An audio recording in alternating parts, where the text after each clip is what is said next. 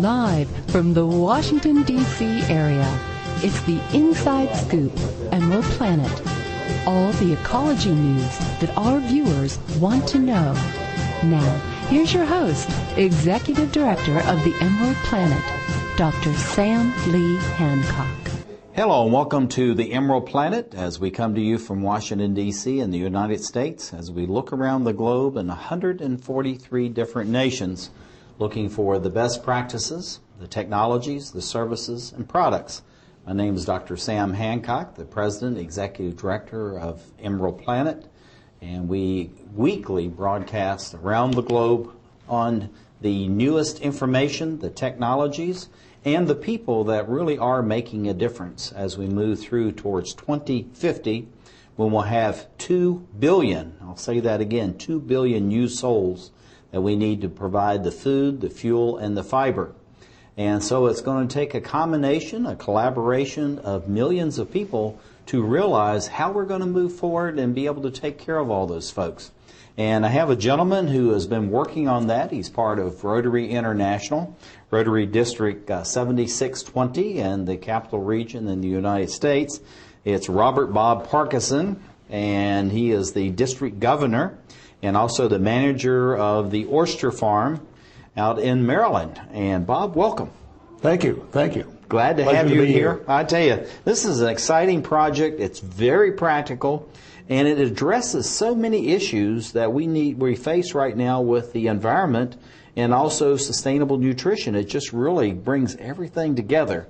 So tell us a little bit about your Rotary District, 7620, Rotary International, and then let's get into all these oysters that you're taking care of. My pleasure, my pleasure. Rotary, of course, is a very large, the first civic organization in the world, and formed in 1905.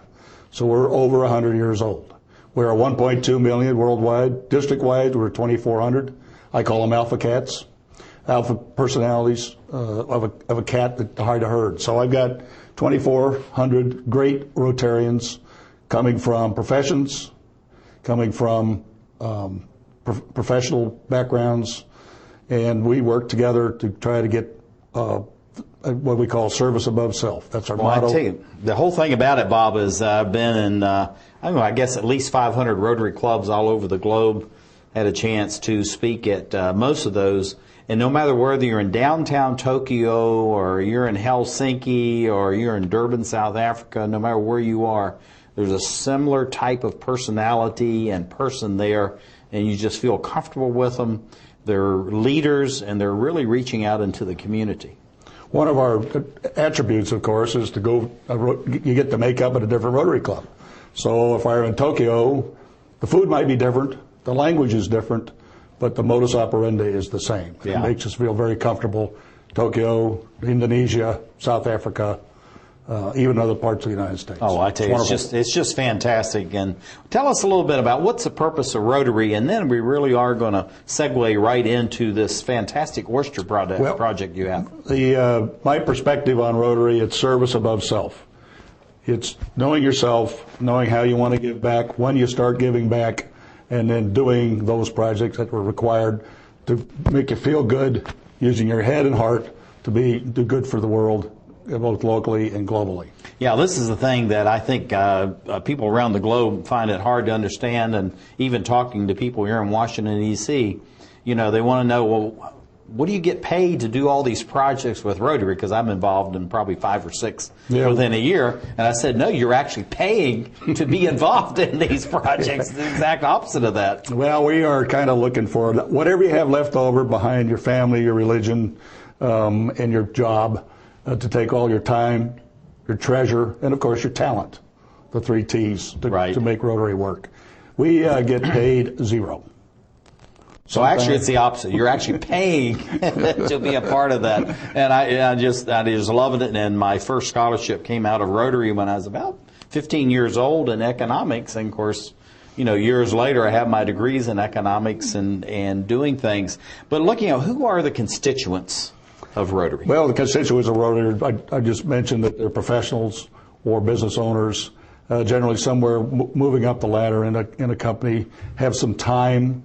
I'm willing to give the time to Rotary and a little bit of treasure.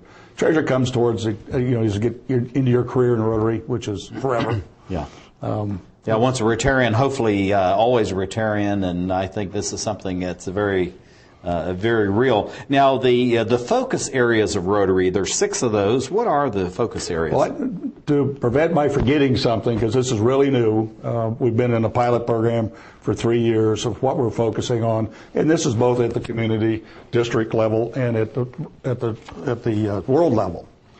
Our focus areas are peace and conflict prevention and resolution.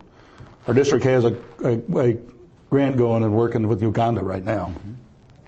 Disease prevention and treatment, water and sanitation, material and child health, basic education and literacy, and economic and community development. Now, if you take those 6, you can just about do anything inside those 6 somehow. And I think you're going to hear a little bit later in the show how we're using this water project, this reef building, to meet several of these categories. Yeah, and it's very, very important. Talking about the international service projects, we have both the domestic projects. So if you're in India, you're doing projects with local schools or elder care or working with roads or providing a well or what have you. If you're in South Africa, it could be in crop or whatever it's going on there. So you have these domestic and then the international. But why does Rotary, even though it's in its name, Rotary International, why is such an emphasis on international projects? Well, it's just so Rotary has boots on the ground everywhere. We probably are one of the best represented organization, non-government organization throughout the world. So this gives us the opportunity to do these projects internationally as well as locally. For most part, the United States has people from every country. We're the melting pot. And most of these folks do have some connection with their country that they came from, and this is kind of the start of working with those projects. Every one of those countries has a Rotary Club.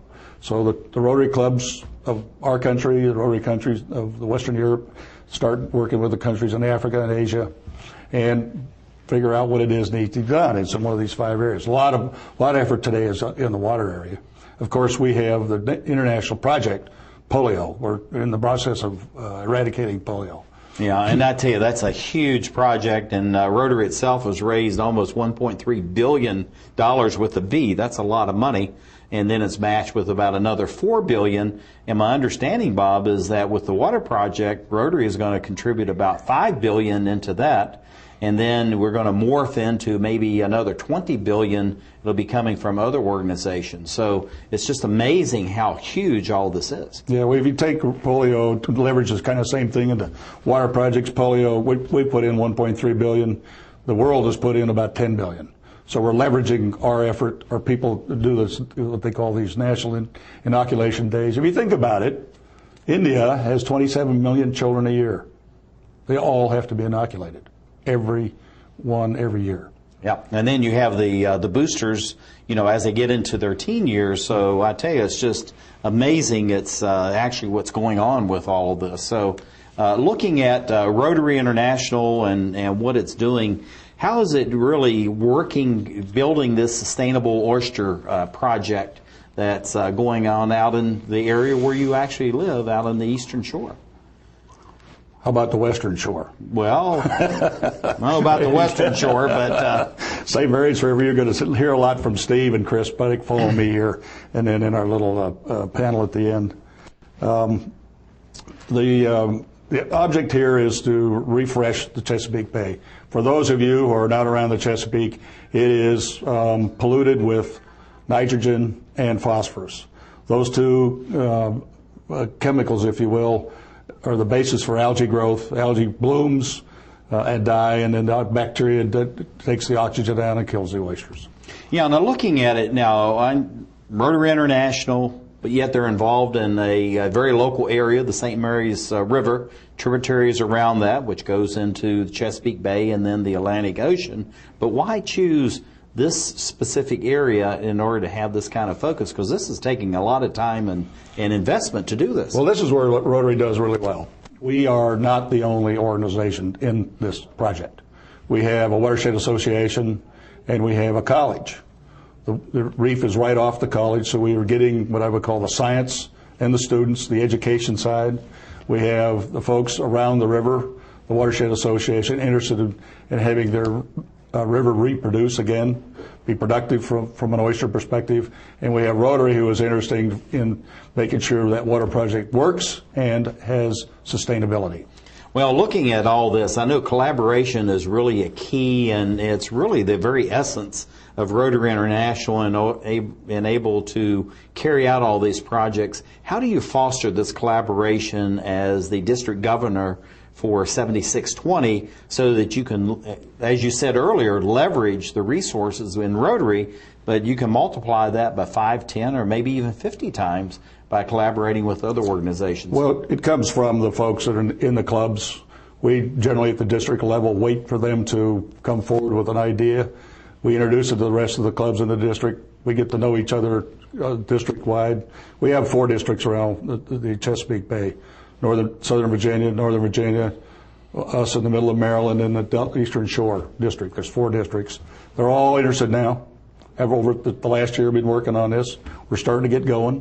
And they're going to be helping us with both talent, people, and of course that treasure, paying for being a Rotarian. Yeah, well, going to the non-Rotary, I know that you really reach into the communities. You're working with the schools, St. Mary's College, and this is something that Rotary is doing all over the globe. So what can non-Rotarians contribute into the Rotary projects?